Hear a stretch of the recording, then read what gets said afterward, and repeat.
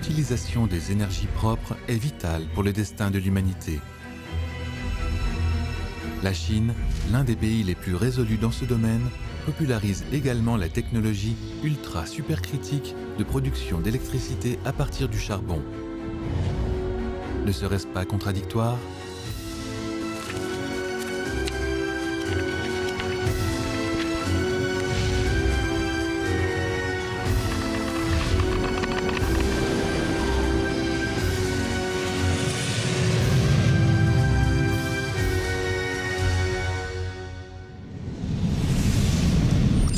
Il y a 1 million d'années, l'homme a appris à utiliser le feu. Il a ainsi pu goûter pour la première fois à de la viande rôtie. Les aliments cuits ont permis à son cerveau de se développer et par conséquent de se distinguer du monde animal. Chaque progrès dans l'efficacité de l'utilisation de l'énergie fait aussi progresser la civilisation humaine. Aujourd'hui, alors que l'homme promeut vigoureusement l'utilisation des énergies nouvelles, le charbon représente toujours environ 70% de la consommation totale d'électricité en Chine. La Chine, deuxième économie mondiale, connaît une croissance rapide.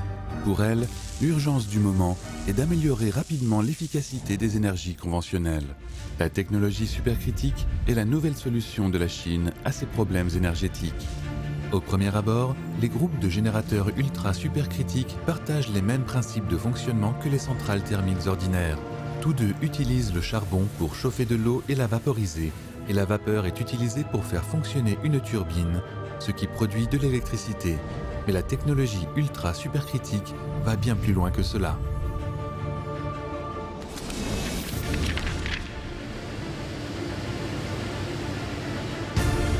Voici une centrale électrique ultra-supercritique.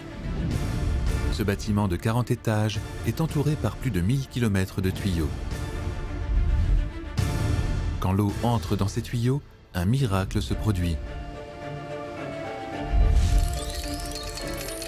Dans ce labyrinthe de tuyaux, la température et la pression de l'eau augmentent sans arrêt. 压力达到了22.19，和这个温度达到了374，就是你的超导临界的一个临界点。 Lorsque la température et la pression de l'eau atteignent le point critique mentionné par l'ingénieur, l'eau disparaît complètement et devient un nuage de vapeur à haute température et à haute pression qui se précipite vers l'avant. 之后再给它加热，相当于进一步给它赋能，让它的能量更足一点，做工能力就会更强。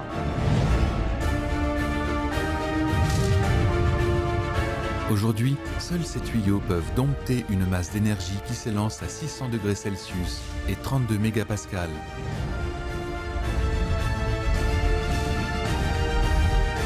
Si elle était libérée, elle pourrait générer instantanément une puissance égale à plus de 3 tonnes de TNT. À présent, nous domptons cette énergie et l'utilisons pour produire de l'électricité. Un tel principe de production d'électricité devrait nécessiter une grande quantité de combustible pour produire une énorme quantité d'énergie. Au contraire, la technologie ultra-supercritique améliore l'efficacité tout en réduisant la consommation de charbon d'un sixième par rapport aux centrales électriques conventionnelles.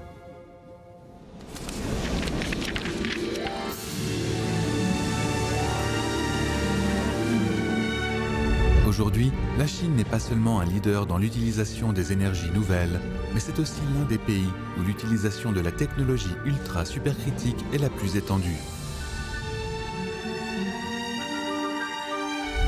Contrairement aux pays développés où l'énergie se consacre principalement à la consommation civile, en Chine, elle est consommée en majorité dans la production industrielle.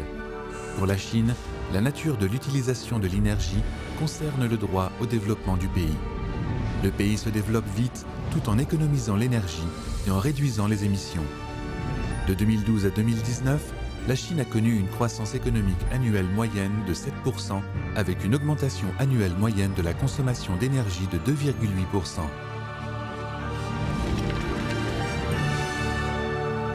C'est ça, la Chine des merveilles.